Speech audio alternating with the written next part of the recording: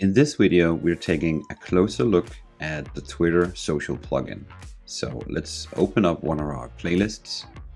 In the top menu bar, we have our social plugins, and in there you will find the Twitter plugin. The Twitter plugin can be resized to fit more or less any kind of content you already have in a slide, so you can easily mix it with other stuff on the slide. The Twitter plugin is two different modes or two different kinds of Twitter displaying. We can go with a timeline of the user profile, or we can go with stuff that is based on hashtags.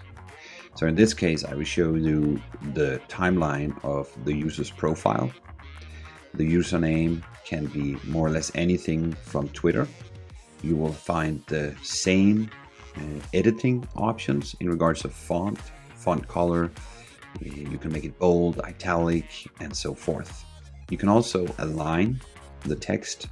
Keep in mind that the content that we're displaying in a Twitter plugin is both the graphical stuff as well as the text. So aligning stuff here would be aligning the text in that plugin. The update interval is how often we switch out the Twitter posts. In this case, we have a default 10-second, which means that content will come onto the slide, and then 10 seconds after, it will switch to the next post in your Twitter account.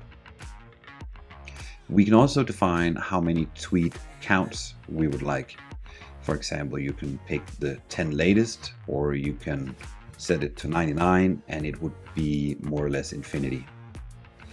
The font zoom is for those having Twitter content where they don't have a lot of text. So for example, if you have a large area for the photo and then just a little text, then it might be a good idea to zoom in on the text and make the text bigger. The two last ones here is what to actually display in the content. You can toggle on and off if you want to show how much time ago this tweet was actually posted, and as well as the retweet and the like counts. The next one down here is our local, which is of course the language. And finally, the transition is how the content comes onto the slide. So without doing much more configuration, we will hit preview and you will see that we have a post coming on, and then approximately 10 seconds after, another post will be displayed on this slide. And there it is. So let's play around with this a bit. In my case, I don't have a lot of text, so I think this would actually look better. I also think that the text in white would be better. Then to remove some of the confusion, I will toggle these guys off, and then maybe a bit more frequent tweets. Let's set it for 6 seconds. Let's preview that. And you see, as easy as that, you have made it more or less integrated with any other content that you have on this slide.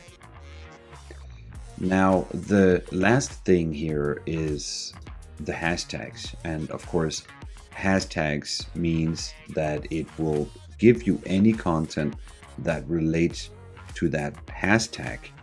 So if we were to put in digital signage, you can add multiple hashtags. There can be up to 5 hashtags. If we do this and we preview again, you will now see that it's not necessarily content from Play Digital Signage, but now it's from anybody who tagged their content with digital signage.